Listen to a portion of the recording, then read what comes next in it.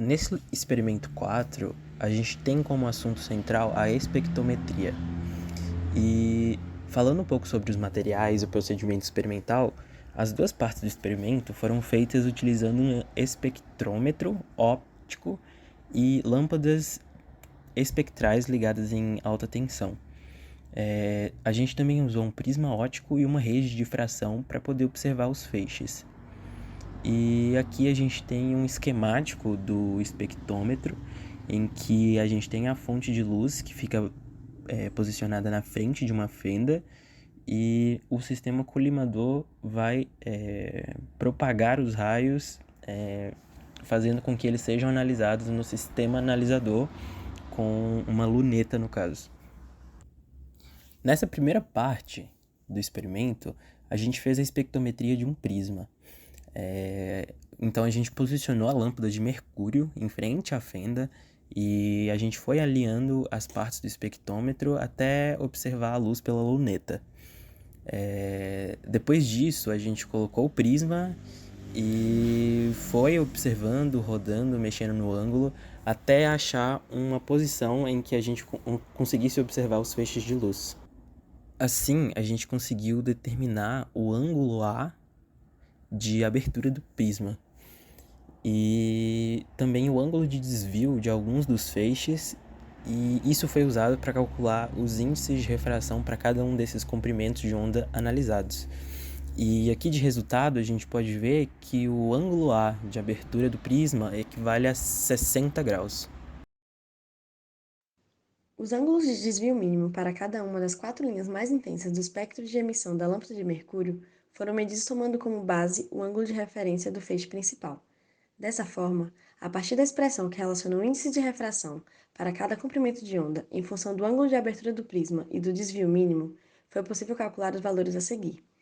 Tais valores mostraram-se coerentes com a teoria, visto que o índice aumenta com o aumento do ângulo de abertura e a diminuição do comprimento de onda.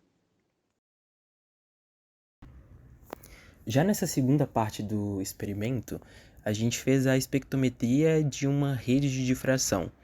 A gente repetiu em partes o experimento anterior, a parte 1, e a gente foi analisar primeiramente o espectro luminoso do mercúrio.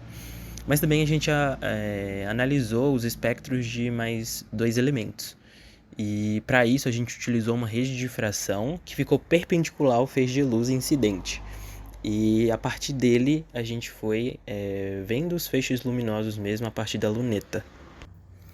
Quando a gente fez a espectrometria com a rede de difração da lâmpada de mercúrio, a gente pôde obter os ângulos de desvio mínimo de 4 comprimentos de onda, de 4 cores, e a partir disso a gente pôde calcular os valores dos comprimentos de onda para cada linha analisada do espectro. E aí a gente pode observar os valores a seguir. A constante da rede de difração foi calculada a partir do ângulo de desvio da linha espectral verde, de 19 graus, sabendo o valor de seu comprimento de onda, de 546,1 nanômetros, e considerando a primeira ocorrência de cada feixe. Com o valor da constante e os ângulos de desvio mínimo das outras cores, foi possível calcular os demais comprimentos de onda. Os resultados estão dentro da faixa característica para cada uma delas no espectro visível, comprovando a teoria.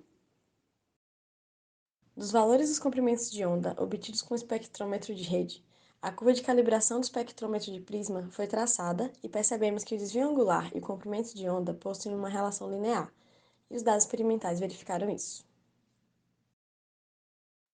A partir desse experimento, foi possível observar as diferenças nas linhas espectrais e sua importância na identificação de elementos químicos, por cada um possuir caráter único. Apesar das dificuldades encontradas na montagem do aparato e das incertezas associadas à paralaxe nas medições dos ângulos, os resultados foram coerentes com a teoria e comprovamos que, com o aumento do comprimento de onda, há uma diminuição do ângulo de desvio e, consequentemente, do índice de refração.